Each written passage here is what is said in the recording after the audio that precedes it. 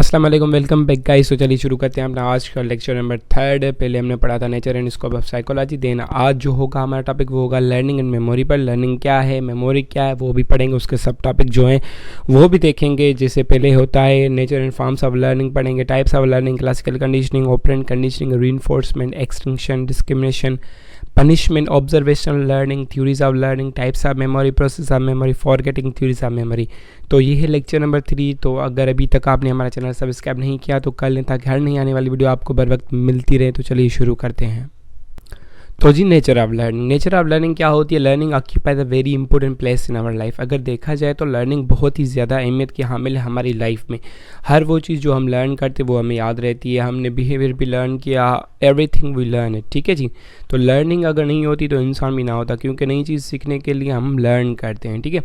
Learning is the process of change which enable an organism itself to the environment. It is there for process of development and growth and it is characterised by flexibility because the individual has to adopt itself constantly to the circumstances of the environment. Simple मैं आपको बताता जाऊँ कि learning एक ऐसा process होता है जिससे बिहेवियर में चेंजिंग आती है। पहले एक अलग बिहेवियर होता है, देन एक अलग होती है।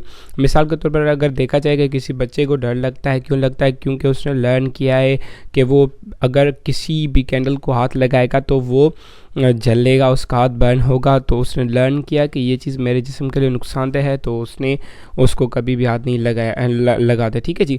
तो ऐसी बहुत सी चीज़ें हैं जो हम लर्न करते हैं और उनसे दूर रहते हैं। ऐसी बहुत सी चीज़ें जो हम लर्न करके उनके पास रहते हैं। तो learning is a very important place in our life. हर चीज़ हम लर्न करते हैं और लर्निंग एक बहुत ही ज़्यादा अहमियत का हामिल अंसर है हमारी लाइफ में, ठीक है जी। Learning produce change in behaviour. असल डेफिनेशन ये है, लर्निंग जो होती है वो हमारे बिहेवियर को चेंज करती है। लर्निंग आहिस्ता आहिस्ता हमारे बिहेवियर को चेंज करती रहती है, मैनिपुलेट करती रहती है, ठीक है जी। उसके बाद जो सेकंड टॉपिक आता है वो होता है फॉर्म्स ऑफ लर्निंग। अभी फॉर्म्स जो हैं वो 2 टाइप्स के होते हैं। एक होती है क्लासिकल कंडीशनिंग जो हम आगे पढ़ेंगे, एंड दूसरी होती है ऑपरेंट कंडीशनिंग, यानी कि हम किसी भी चीज़ को किस तरह से सीखते हैं। ये वो 2 थ्योरीज है जो हमने आगे भी पढ़ी है, जिसे हम फॉर्म्स ऑफ लर्निंग भी कहते हैं। देन उसके बाद जी आएगा हमारा टाइप्स ऑफ लर्निंग। लर्निंग की कितनी टाइप्स है? 2 टाइप्स होती हैं। क्लासिकल कंडीशनिंग होती है एंड देन होती है ऑपरेंट कंडीशनिंग, ठीक है जी। तो क्लासिकल कंडीशनिंग क्या है? Classical conditioning is a form of learning whereby a condition stimulus CS become associated with unrelated condition stimulus US in order to produce a behavioural response known as condition response. Simple मैं आपको बता दूं, दरअसल ये जो theory थी वो classical conditioning की वो दी थी एवन पेब्लो, जो थे फिजियोलॉजिस्ट, जिनको नोबेल इनाम भी इस वजह से मिला था। तो उन्होंने क्या किया था? दरअसल उन्होंने एक एक्सपेरिमेंट किया था डॉग पर। तो जब भी वो डॉग को खाना देते थे तो डॉग के मुंह में सलाइवा आता, या जब भी कोई भी लेबोरेटरी वाला बंदा जो खाना लेके आता था उसके कदमों की आहट सुन के डॉग के मुंह में सलाइवा आता था, ठीक है जी। तो उसने क्या किया, उसके बिहेवियर को चेंज करने का सोचा। तो उसने ये किया कि जब भी वो उसको खाना देते थे तो साथ में वो बेल घंटी भी बजा देते थे। तो हुआ यूँ कि डॉग के जहन में बैठ गया कि जब भी बेल बजेगी तो मुझे खाना मिलेगा। तो हुआ कुछ यूँ कि जब भी वो बेल बजाते थे, भले खाना ना देते थे, तो उसके मुंह में सलाइवा आ जाता था। तो उसका जो बिहेवियर था पहले वो चेंज हो गया है, ठीक है जी। तो इसे बोलते हैं क्लासिकल कंडीशनिंग। अगर आपको मज़ीद समझ रहे हैं तो मैं ऊपर लिंक दे रहा हूँ, आप वहाँ पर जाकर समझ लीजिए, ठीक है। इस पर मैंने अलग लेक्चर बनाया हुआ है। देन होती है ऑपरेंट कंडीशनिंग। दरअसल ये ऑपरेंट कंडीशनिंग, इस पर ज़्यादा में ज़्यादा काम जो किया था स्किनर ने किया था। दरअसल वो क्या है? ये एक ऐसी कंडीशनिंग है जिस पर हम बिहेवियर को मैनिपुलेट करते हैं, चेंज करते हैं 2 हिसाब से। एक तो रिवार्ड होता है, दूसरी होती है पनिशमेंट। अगर किसी के भी बिहेवियर को चेंज करना है, मैनिपुलेट करना है, तो अगर वो सही काम करेगा तो हम उससे रिवार्ड देंगे, अगर गलत काम करेगा तो पनिशमेंट देंगे। अगर पनिशमेंट देंगे तो वो दोबारा वो काम नहीं करेगा। तो इस पर एक एक्सपेरिमेंट हुआ था, BF स्किनर ने किया था, रेट वाला है वो, आपको मैं ऊपर लिंक दे रहा हूँ, आप जाकर वो भी चेक करें, ठीक है जी। तो जो रीइंफोर्समेंट है, ये अभी क्लासिकल कंडीशनिंग और ऑपरेंट कंडीशनिंग के कुछ फैक्टर्स होते हैं, वो अब हम पढ़ेंगे, ठीक है जी। Reinforcement. Reinforcement is a term used in operant conditioning to refer to anything that increases the likelihood that a response will occur. Psychology B.F. Skinner is considered the father of this theory. Note the reinforcement defined by the effect that it has on behavior. It increases on the strengthen the response. Simple reinforcement एक ऐसी चीज़ होती है जो force करती है किसी भी चीज़ को। ठीक है जी, अगर मैं काम कर रहा हूँ तो उसमें मुझे ज़्यादा प्रॉफिट होगा तो मैं वो काम ज़्यादा करूँगा। ठीक है, या मेरा लाइवलीहुड बढ़ेगा तो मैं वो ज़्यादा काम करूँगा। इससे बोलते हैं रीइंफोर्समेंट। ठीक है, यानी कि बिहेवियर को फोर्स करना, किसी भी बंदे को फोर्स करना कि वो ये चीज़ करे, या उसे रिवार्ड देंगे वगैरह वगैरह।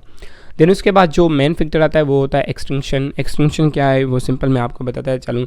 इन psychology extension refer to a gradual weakening of a conditional response that result in the behaviour decreasing of disappearing. In other words the condition behaviour eventually stop. Simple मैं आपको बताता चलूँ कि एवन पावलोव ने जो एक्सपेरिमेंट किया था, अगर वो बेल बजाते थे उसके साथ वो मीट भी देते थे तो डॉग के मुंह में सलाइवा आता।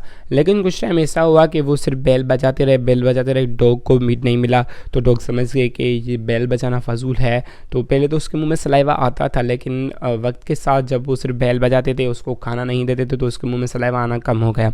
तो एवन पावलोव ने ये किया कि अगर हम मिसाल के तौर पर कंडीशन स्टिमुलस और न्यूट्रल स्टिमुलस को कंबाइन करके एक साथ देंगे तो सलाइवा आएगा, लेकिन अलग अगर हम कंडीशन स्टिमुलस को देंगे तो वो सलाइवा नहीं आएगा, यानी इवेंचुअली वो स्टॉप्स हो जाएगा बिहेवियर। ठीक है, अगर एक ही बारी वो सिर्फ घंटी बजाता जाएगा, डॉग को कुछ मिलेगा ही नहीं, तो वो उसके मुंह में सलाइवा नहीं आएगा। इससे बोलते हैं एक्सटेंशन, यानी कंडीशन स्टिमुलस जो है वो कम होता जाएगा। ठीक है जी।